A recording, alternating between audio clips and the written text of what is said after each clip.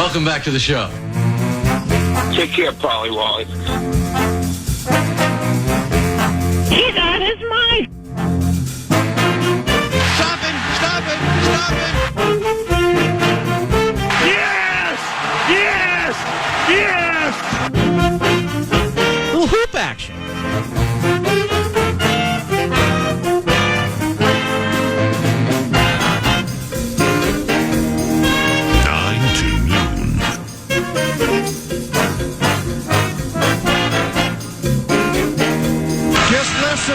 Just listen. Now, what did I do wrong? Big boy's back.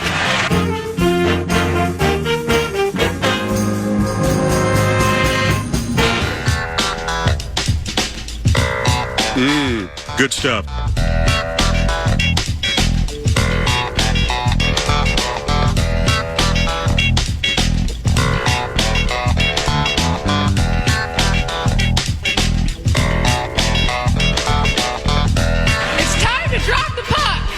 The 9 to noon show on this Thursday. It's Paul Allen.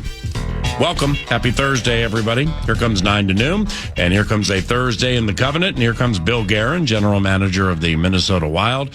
Hello, my friend. Training camp opener today. Games at Winnipeg and Dallas within the next week. Cool time of the journey, isn't it? Yeah, it's great. It's great to get going again. It's the summer was too long, but we're here, and everybody's really excited to get going. So let's get on with it. What makes a summer too long? Missing the playoffs. Oh, really? Yeah. I think you knew that. Well, I mean, kind of, but you had that. What was it, Metallica, or who was that band you saw at the State Fair? Motley Crue. Oh, Motley Crue. Of course, Motley Crue. How can I forget? Did you get rained on? No, actually, it turned out to be perfect. It turned out to be a fantastic night. Cooled it down. You know how it is. Yep. And how did the Geezers? I mean, how did rock and roll? How did rock and roll immortality? They were great. They were great. I saw them at U.S. Bank a couple of years before that, and it wasn't as good. But I thought this one was awesome. Did they get winded? I mean, were there like conspicuous 2-minute breaks between songs? Because I don't know, I'm 58, man, and we're about the same age. Old people get tired sometimes. Yeah, that's why the concert starts a lot earlier than it used to. Bill Guerin, general manager of the Minnesota Wild. When I say this is a cool time of the journey, I know football and hockey, same fishbowl, different rocks, but they both have training camps. It's people are markedly more wound up and agitated during the season. So this is just like a time to casually settle in and the pressure's not as high as it's going to be in a few weeks, and it's an opportunity to be nice to like even Michael Russo, right? No. This is. I'm always nice to Mike, but hey, listen, this is not something that you just casually get going and feel out. No, players are in such great shape coming into training camp these days. We have a game Saturday, and we have to hit the ground running. John expressed to the team yesterday, it doesn't start on game one. It starts day one today of training camp. And that's going to prepare us for game one. So we don't have time to just ease into it and goof around and take it easy. We got to hit the ground running here today and start. We need to get something out of every day. And hockey is not one of those games where, like in preseason games, think of like third or what used to be the fourth NFL preseason games. I mean, granted, you can play, your deep backups, but hockey's the kind of game where if you're not going full throttle in the game and you got your head down, man, you might lose the season. So, I mean, these guys got to be ready, right? Yeah, you have to be ready. I mean, you know what, to try to, ease your way through a preseason game isn't the smartest thing, because there's always players on both teams trying to make a name for themselves, and they are playing hard. And if you're not playing hard, you're opening yourself up for disappointment and possibly injury. What goes into the determination of like who plays in which preseason game and why? Well, there's certain players we need to see more than others. There's certain players that need a little bit more of a workload to be ready for game one. There's a lot of different factors going into it. Whether it be a younger player that, like I said, do we see him once? Do we see him twice? Do we see him 3 times? And we can adjust as we go along. Is an older player banged up and we only need to see him once? Because we know what he is, and then it'd just be a matter of kind of getting his feet wet. They're all different scenarios that come up in making the preseason lineups. How, if in any different way, are goalies handled in the preseason, specifically when you may head into the season with 3 on the roster?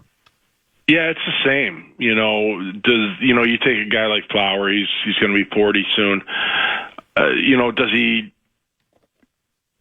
he want more games to get going? Does he want only 1 or 2 just because he feels good?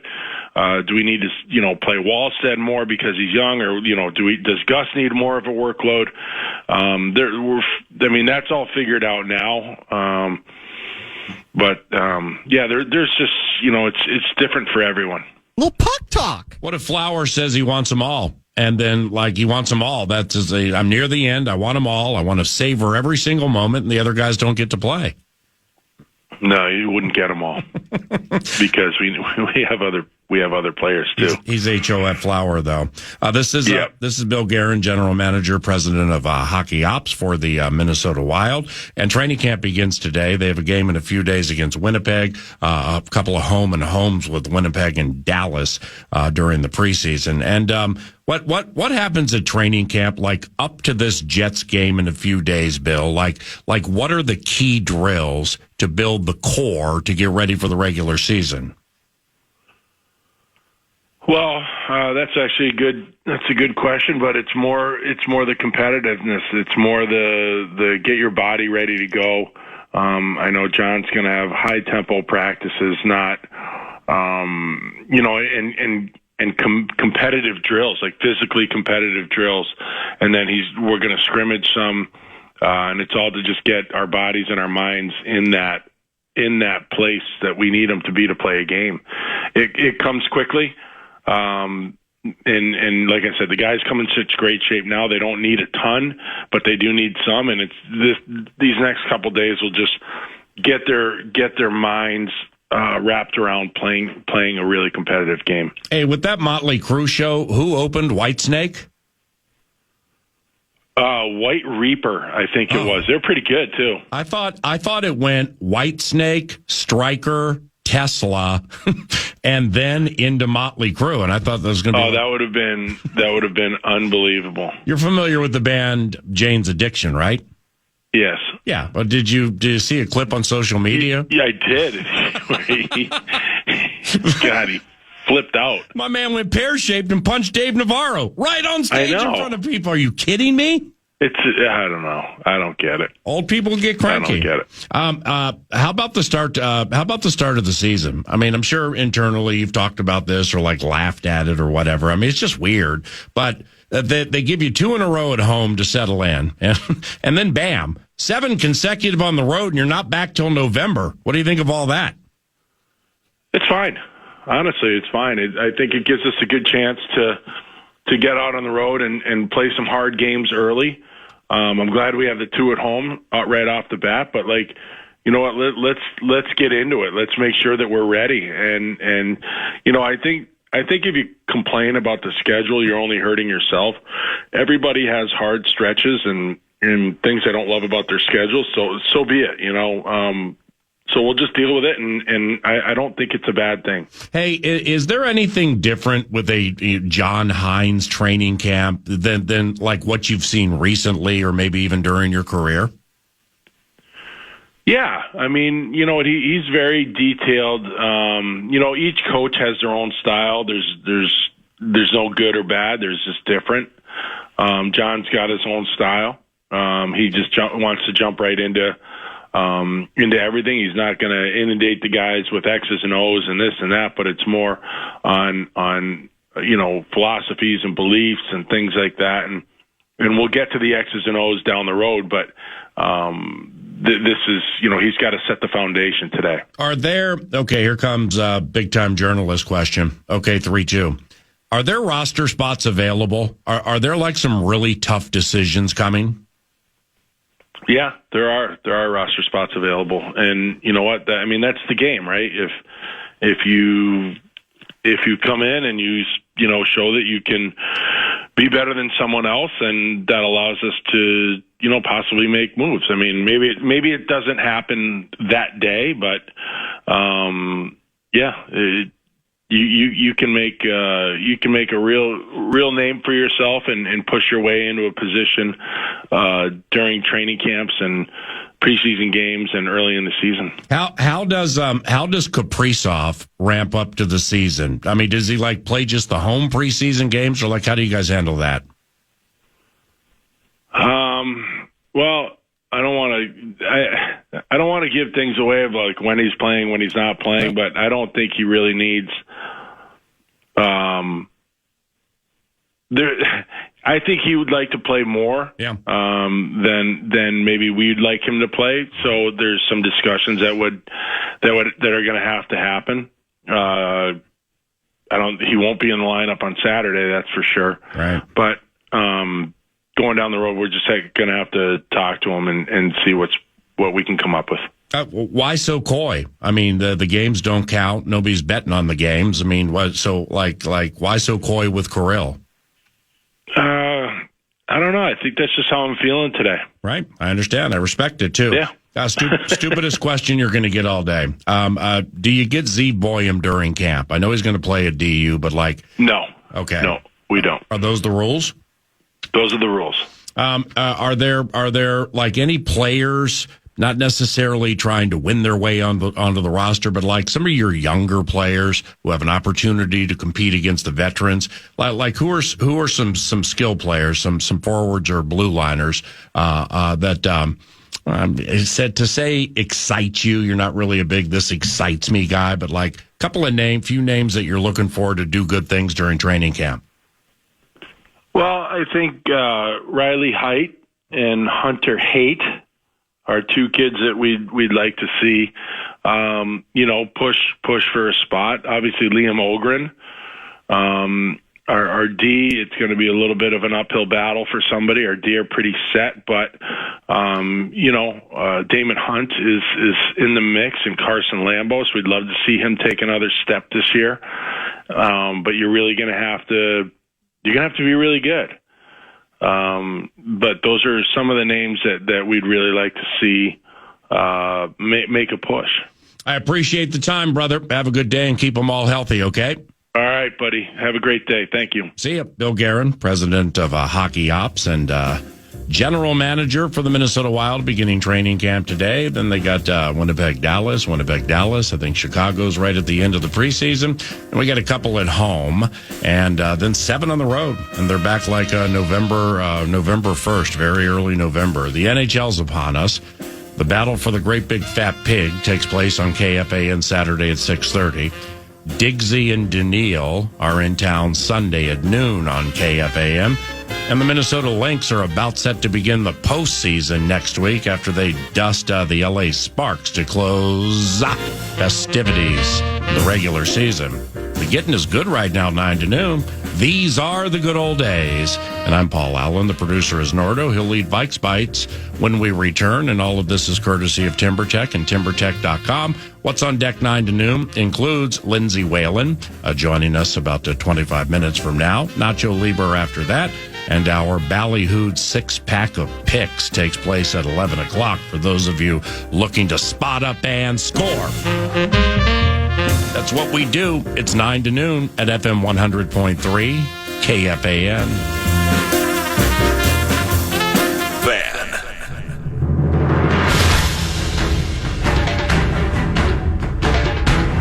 Vikes Bites. Vikes Bites. Welcome back, 9 to noon. Vikes Bites is brought to you by Thousand Hills Lifetime Grazed Grass-Fed Beef. It's a Clearwater, Minnesota company. Elite grass-fed beef products. Regenerative agriculture. You can learn about that on the website.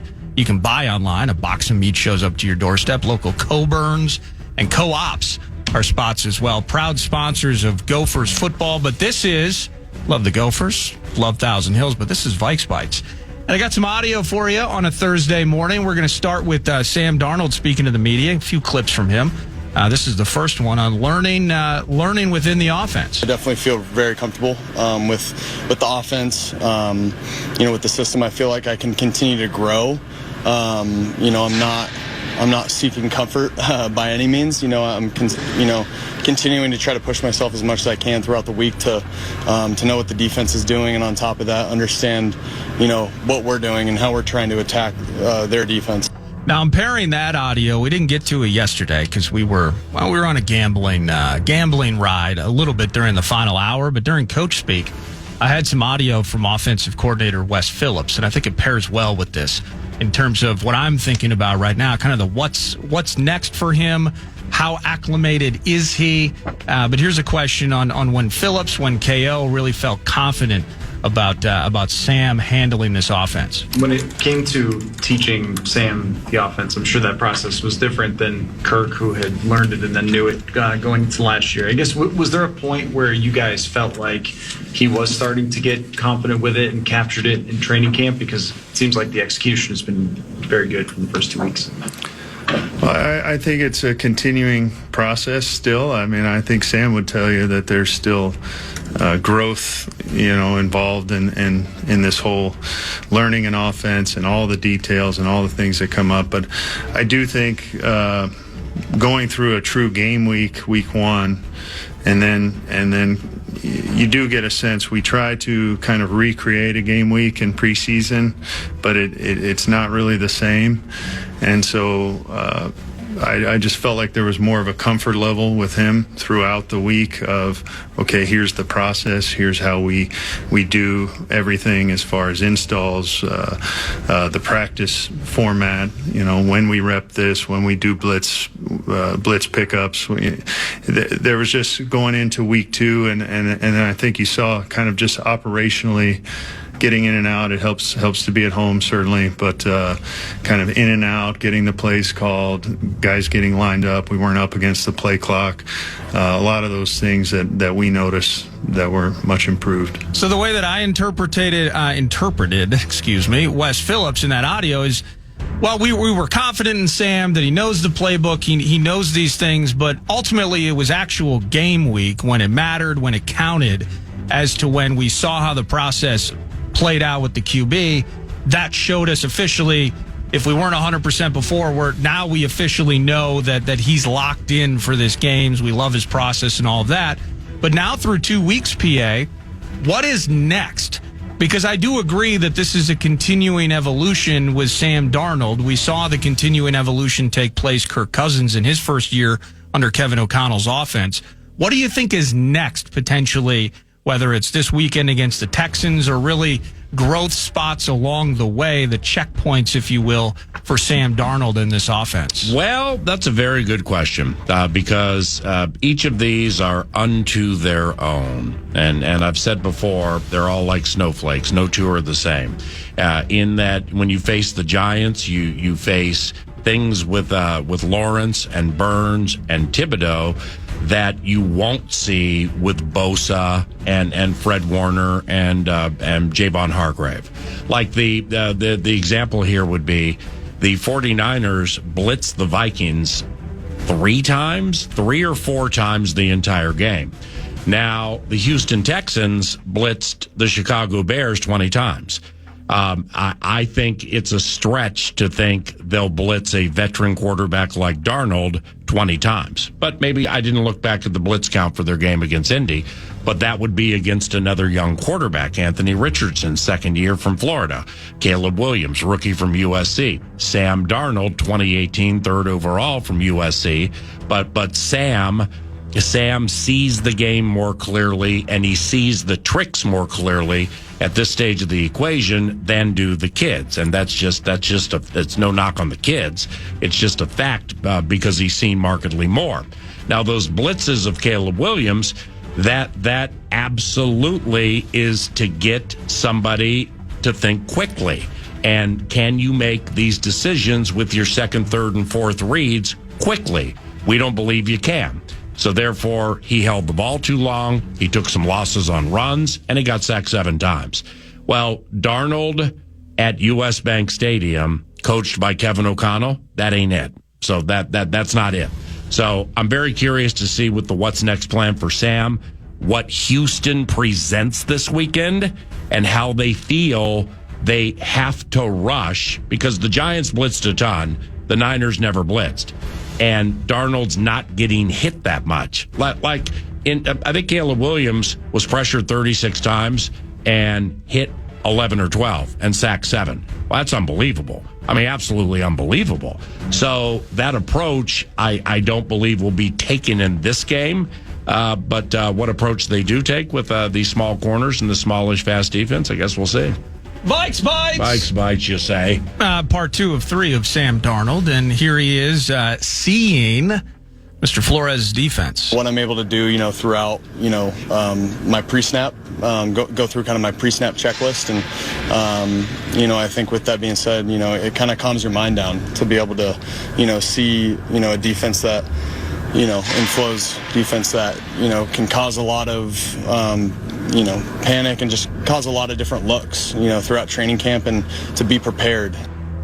Do you think Sam Darnold has any autonomy at the offensive line when we're thinking about pre-snap checklists? Or am I getting ahead of myself and it's still really about here's the A plan, here are the 3 or 4 deviations off that from making reads and what you're seeing from the defense, but from a check in, check out, canning a play, whatever their terminology is it still really the basic that we stick to, the tenet kind of yes. how we've laid this in is do what I'm telling you to do and everything will be fine? Well, it's I mean, I don't know. You have a play, so the play comes in. But off that play, I don't know how many tentacles they would have. But they've worked it so much. It's like, Aaron Rodgers into the season when he did a sit down with my guy Pat Kerwin, my guys Pat Kerwin and Jim Miller, and part of that interview, Aaron Rodgers, he was quite candid and honest, and he's like, I mean, practice is monotonous. And at this stage of his career, he had to make sure that he was able to push through the routine, push through the monotony of doing the same thing over and over and over and over and over to perfect it. So that's practice. Well, Darnold, that's not the case with Darnold, whether, he still cares about the game or it burns inside of him. Some have wondered about Rodgers. But the point is they run so many plays off what the call is that when the call comes in, that's the preference. But I'm thinking 88% of the time, you don't get, let's say, Derek Barnett in the spot that you thought he'd be.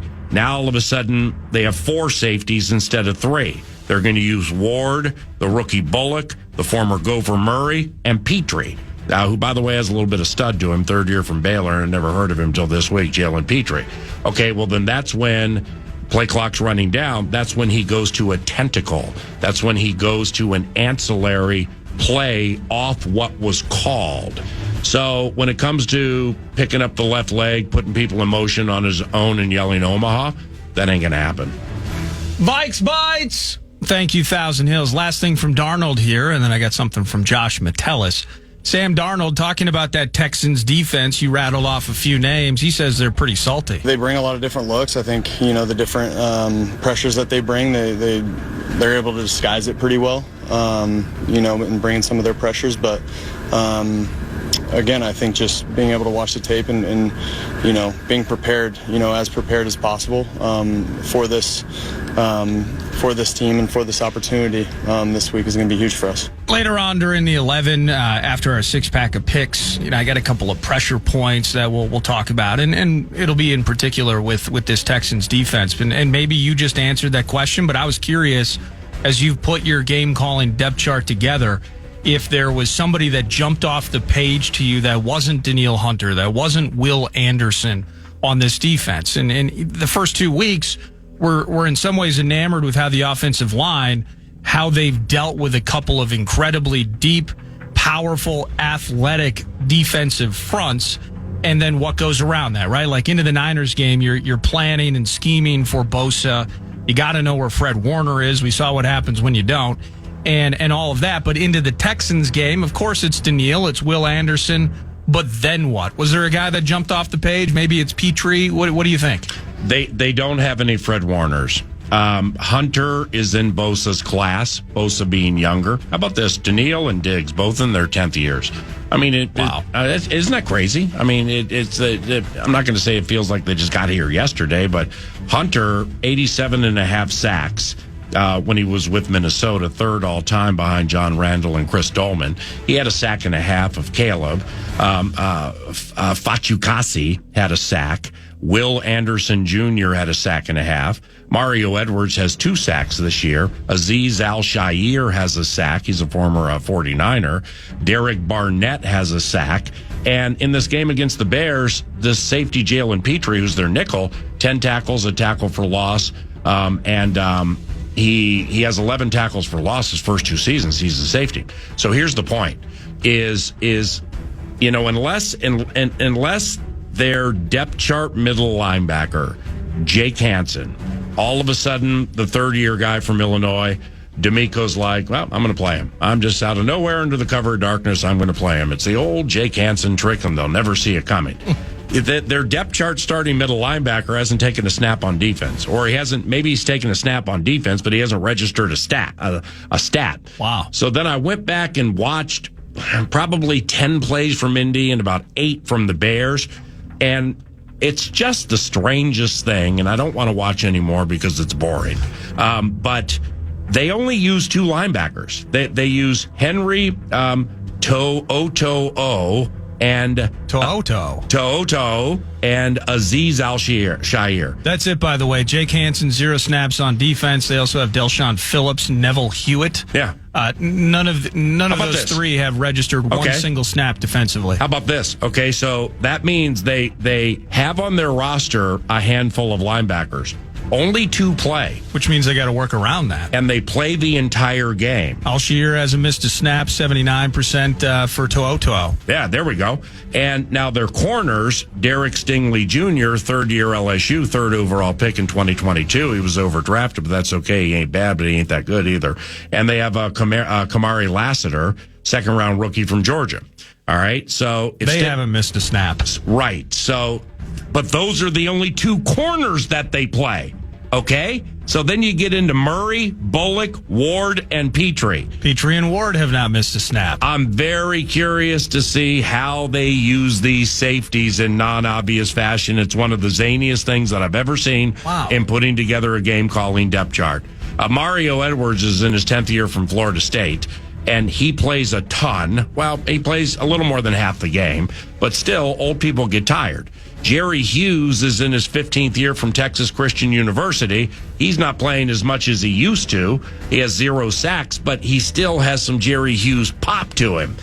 Then they got, you remember 2019, late in the season. Kevin O'Connell rolls in with the then Washington Redskins, and the Vikings are going to win a low-scoring meat grinder of a game where we're like, all right, cool. What are you going to do for Daron Payne? What are you going to do for Jonathan Allen? Yeah. Montez Sweater, Chase Young, maybe one of them. And it was Matt Ioannidis and Tim Settle Jr. Tim Settle. Who ruined the game. Yeah. Okay, almost ruined the game. Well, I haven't put together the stuff on 98 yet. Tim Settle Jr., 7th year from Virginia Tech. He's part of this mix. They got something up their sleeves there that they're just like changing each and every game. They're not that big. Like I said, man, when they ran out of the tunnel for the Bears game, it looked like the circus. You had a bunch of little guys who played on defense, jumping around and spinning. And then Laramie Tunsil and Titus Howard, their tackles run out. And it looked like the big giant bears in the circus. They're all jumping around. It's a strange team. And one that is for my money, at full complement, not as good as San Francisco, but I guess we'll see. I mean, the Bears were there to be blown out. And Tommy Townsend, who is kind of a coy free agent pickup, by the way, not the Kansas City punts that much, but Townsend's really good. So they pay him a ton and get him in free agency. So we're going to take Kansas City's punter. Okay, cool. Well, in the first game, wearing the Texans red, white, and blue, he had the first punt blocked of his career in like 300 attempts. Then the next week against the Bears, he had a short punt that led to the Bears' only touchdown. So they're a little pear-shaped there with Townsend. But then you get to Fairbairn, the kicker, who never misses from 55 and beyond. This isn't a football team. It's a circus act. That this game is provided by Barnum Bailey Circus. This is crazy. Yeah, I'm trying to. So at some point, we're going to see an extra big guy. We're going to see an extra lineman of some sort. Yes. Almost playing outside linebacker style, maybe drop. And then we're always going to see, we're probably going to always see a third safety, but maybe a fourth guy. Always. One of them, maybe one of them, and just ultimately, if we're splitting hairs, transitions, they're a nickel in some sorts. Right. Or either Ward or not Ward. Yeah, I don't. Okay. Petrie. Well, it's going to be weird. Let's call it that. Well, Stingley Jr. and Lassiter are both inexperienced. Okay, so there are two just major themes to keep in your mind that really can't be translated from a game calling depth chart. Yeah. All right. O'Connell against young corners and slow safeties, and Flores against young quarterbacks. Okay. So let's just keep that in mind. Flores against young quarterbacks. Oh, by the way, they might be down to their third or fourth running back. I'd be shocked if Mixon plays. Pierce is pear-shaped. So now behind them, Cam Akers. Cam Akers is the back for me. I love it when he fumbles to thee. He had a bad... Aaron Jones, just think that fumble. Okay, he had the same thing. Okay, Akers dropped one right in front of the goal line. Hey. So Akers and Dare Ogunbowale, the former Badger, and I think he came into the game with Washington or something. Those two might be their backs. If you read up on how much they love their fourth-round tight end, Cade Stover, you would think he was a cross between Kellen Winslow Sr. and Jimmy Graham the Cane. Oh, yeah, he has one catch this season for 18 yards and no touchdowns. But they love him. By the way, their best run-blocking tight end, Brevin Jordan, dead out, hurt, short-term IL. This game is crazy. It's just crazy. It's a game I think we'll win, though. Hey, Lindsay Whalen is WNBA Immortality, also a big Minnesota Vikings fan. And beloved L is going to be kind enough to help us analyze the WNBA playoffs and specifically the Minnesota Lynx. And Lindsay joins 9 to noon next.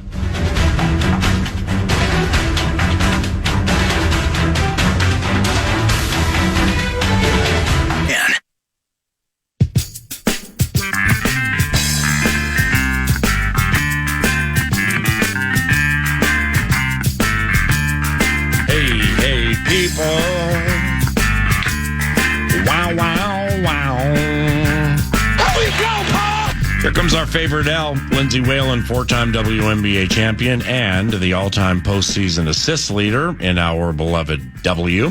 Lindsay, by the way, also owns an Eden Prairie Castle with a moat and a drawbridge and daily feeds Billy Go Gruff. She's also going to be the official 9 to noon WNBA correspondent during the postseason for the WNBA, and all of that begins next week. And here comes our favorite L at FM 100.3 KFAN. Hello, Lindsay. Hey, Way, how are things? I'm good. I'm an intro. I'm speechless. That was a rare Lindsay Whalen giggle. That was very nice introduction. You laugh. I'm glad I applied for the job of postseason favorite L. Yeah. Because I know the resumes were flying in, so I'm excited that you're having me. Yeah, and I've known you quite some time. I've known you to laugh. I've known you to yes. be mad. I've been, When was that? When you beat me in horse? Okay, thank you. I always love that one. You said it, not me. Thank you. And I've seen the competitive nature of favorite L in the court. Have little baby meltdowns. Can't say I've ever heard you giggle. Yes. That was terrific. So I don't understand what part of the Open was funny. I mean, you do own a castle. It has a drawbridge, and daily you feed Billy Go Gruff. I mean, what am I missing here? I was trying to figure out the Billy Goat deal. That was pretty good. It caught me off guard. Underneath the drawbridge, man. Sources tell me you have a massive tennis match today. Is that accurate? Yeah. Yep. First match of the season. 12:15. Eden Prairie flagship Lifetime. Playing in a 4-5 league, so I'm a 4-0. So I'm playing. I'm trying to play up. I'm trying to push my skills this year. What? Why? And, go ahead. And it's going to be, I think it's going to be tough. It's our first match of the season, but I'm preparing mentally by chatting with you. Well, how why tennis and not pickleball, which everybody plays these days? No, I don't play pickleball. I love tennis. I played in high school, and honestly, it just was like, to me, like the footwork. A lot of it is really similar to basketball. And I just haven't gotten into pickleball. Not saying I won't, but I just am like too into tennis, and it's a great community of people here in the Twin Cities that I found in tennis kind of after everything happened, and I was done coaching, and I just kind of really, some weeks I'll play 4 times a week, and some I won't play much, but I'm in a few leagues this year, and today kicks off our Thursday afternoon 4-5 league at Flagship. What do you mean everything happened and I was done coaching? You didn't have to say that part. All you had to do was say when I was done. Like you're it's clouded in mystery. Well, it wasn't in the first place, but now you're just you're extending it. What are we doing here? Well, I don't know. Well, I was just trying to do this thing where then you go to break and you get people to come back. Mm-hmm. No, I understand that. It's called a tease. When we return, Lindsay Whalen will take us inside this program and so on. All right, let's get serious. Are you going to the Lynx game tonight? No, race calling at Canterbury. We close next week. We close the day before the team beats the goes to Lambeau and plays the Green Bay Packers. So it's LA Sparks, right? All 7 wins tonight, right? Yep. I mean, tonight, fan appreciation night. Obviously they secured the 2 seed on Tuesday night. Bridget Carlton game winner. Yes. I just think this team has been super fun to watch. And so I'm going to the game tonight. Sweet. And first playoff game, TBD on time, is on Sunday. So, I'll be at that as well. And it's just, it's been a fun team to watch. And, I'm excited tonight. Like I said, it's, they secured the 2 seed. So we'll see how coach plays it as far as minutes and things like that. But, another fun team. She's done it again. Got herself, coach that is. Yes. After some years of just, obviously our run, and then gotten in the playoffs and things, but man, she's just done a heck of a job. I think she was ESPN's, coach of the year. I think that she just got that yesterday. So yeah, well deserved. Cheryl and I always have gotten along really well. We're both from the East Coast. Mm-hmm. We both have black and white to our personalities. There's not much gray area there. So therefore I set it up like that because she's like Rivacek. She's like Sherlicek. She's like the Bill Belichick of the WNBA. And the way I lay it out like that, correct me if I'm wrong here, but Cheryl's not for everybody. Is that fair to say? Well, she is she's the most competitive person I think I've been around, and obviously playing sports, and I'm very competitive. But you have to be ready every single day. And I think there's times certain players, like in practice, you have to be focused every single day. And if you're not, she's not somebody, she's not going to take anything less. She has a standard, she holds it, and that's why she's been so successful. So the Sunday's team, and well done on the intel. I couldn't find it. I was trying to find a playoff schedule. 22nd. Okay, and I'm not trying to make you ticket manager here, Lindsay, but like any idea when we can buy tickets or when tickets become available or whatever?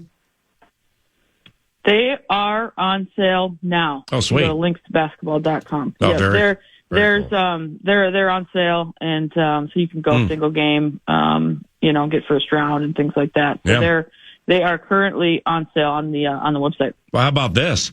I mean, why don't you or you and Ben or whomever, Vikings beat Texans, done at about 3:30. Maybe the game's at like 5, 6, or 7. Roll over to Target Center where you were basketball immortality and watch Cheryl's team win game 1. Now that's a fun Sunday. Great Sunday. I know that. Well, that's kind of the plan. If I just don't have tickets to the Vikings game, but we'll see. Can always watch. I like to watch, from home as well. So we'll see. But that would be a great sports day. So, it's just setting up to be a great sports weekend.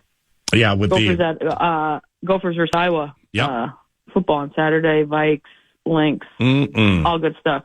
So you Lindsay Whalen, basketball immortality, 4-time WNBA champion, and so on. You mentioned it in passing a little bit earlier. I mean, Cheryl legitimately has the ladies humming right now. They buried the top seeded Liberty. Then they got all tenacious and won at the Sun, your former team, on a cold-blooded Carlton 3 from the parking lot. And they absolutely can win the title, right? I mean, we're not making predictions like they're a cinch to win the title, but this Lynx team absolutely can win the championship, right? They can. And, something that Cheryl always preached to us was you can't just, a lot of teams will say, okay, now it's playoffs. Records are 0-0, and it's just not possible. I mean, you set the foundation for your whole year in how you're playing, how you're practicing. There's not just a magic switch that you can flip when it comes to postseason. So the fact that the Lynx have won, I think 13 of 14 now, and they just won 2 tough road games against some opponents that they'll face at some point in this postseason, hopefully. And I think just the way they're playing, that's how you want to go into the postseason, and so it's, the first time that the team has won 30 games. I just think since the Olympic break, they're just, they got even better. So obviously credit to, Katie Smith, Rebecca Brunson, all the players who didn't go over, obviously those two are coaching, worked out the players who didn't go play in the Olympics. And a credit to those players who did play in the Olympics. I mean, Bridget Carlton played for Canada, obviously Fee for Team USA. I think Smith, she played for the Australian team. I'm probably missing somebody, but, gosh, they just have it going. And, there's just something, I don't know, there's a chemistry and, a want to play the right way that this team has. And it's just, they're really fun to watch, and they absolutely can. Obviously the Liberty have the best record, but the Lynx can beat anybody, and those top 4 or 5 teams, it's going to be interesting because I think they can all make a run. But obviously you want to be playing great going into the postseason. The Lynx are doing that. Lindsay, some of the players with whom you played, like you, are WNBA immortality, like Maya Moore and Sylvia Fowles and Simone Augustus and so on. But now Nafisa Collier, what makes her so good? I think she's somewhat like, you don't think of, like, she's so much taller. Like, she can get shots off at so many different areas than you think. I think she's just kind of unassuming, where her release point on her jumper, it's hard for really anybody to get a hand on her. And if they put somebody who's longer, she does have the ability to get the edge and get to the basket. So I think just she's unassumingly tall. And so,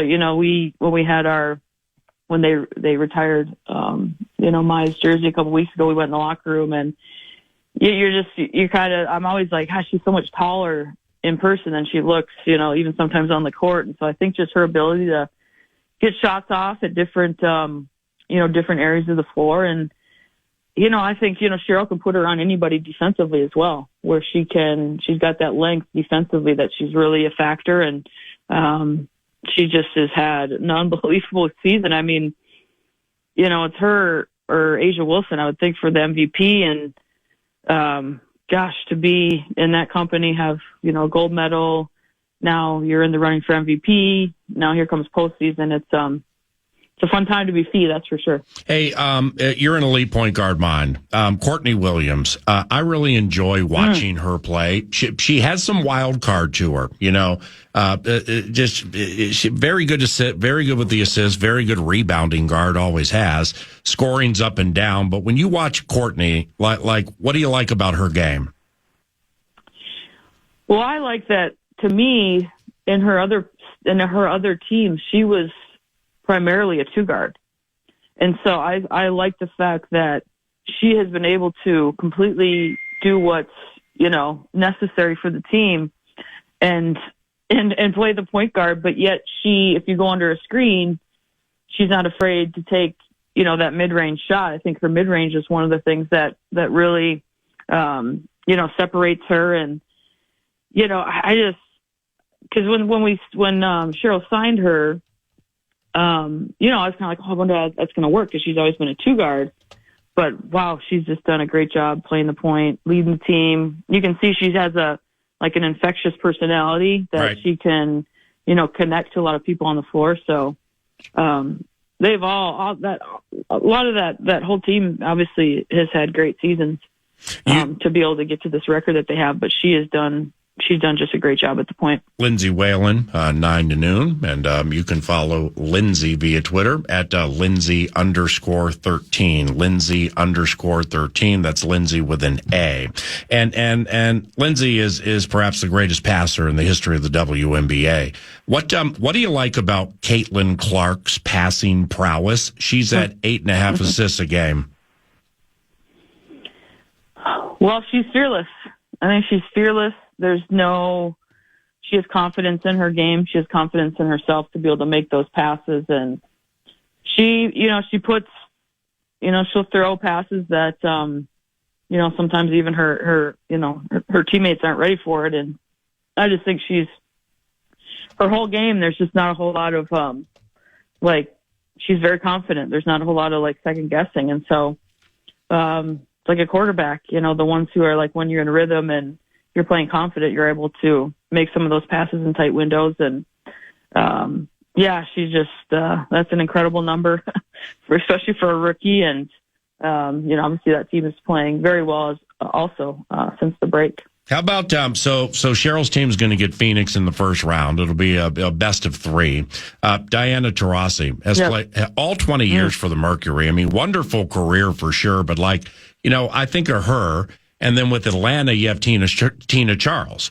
I mean, you played so many games against both those players X amount of years ago. It just, does it freak you out Diana Taurasi is still playing?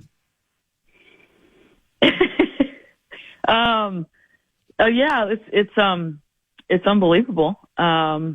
Because, I've obviously now this is 6 years since I've been retired from the WNBA. And I felt like I had a pretty long career playing 15 years and a bunch of years overseas. And, right. It's, a testament to them, for obviously, that's a lot of sacrifice that you have to make to be able to stay in that type of shape to play in that league. I mean, the games you go to now, it's so fast and they're physical that you have to just stay at the top of your game. And, at that point, it's probably, when you get into your 40s, it's more, mental than anything to keep enjoying the day-to-day workouts and the strength training and everything that it requires. And, I think you're seeing now, obviously, a lot of players playing into their 40s and, it's really great for them. And obviously I can't, Tina Charles, I played with her a year in Europe and, she's the second all-time leading scorer.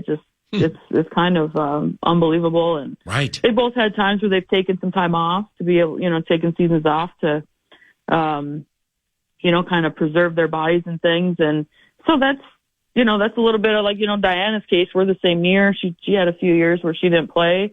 Our Lynx team just kind of went straight through and tried to get the most out of every year. So, everybody's career kind of unfolds different ways. And right now, if it is, the last few games here of Diana's career, it's, she'll go down as the greatest ever. And, she's one of the greatest teammates I've ever had. So very, very happy to still be watching those players. All right, last one for L. I've been meaning to ask you this on the side or on the radio for so long, and I just always forget, but I just remembered.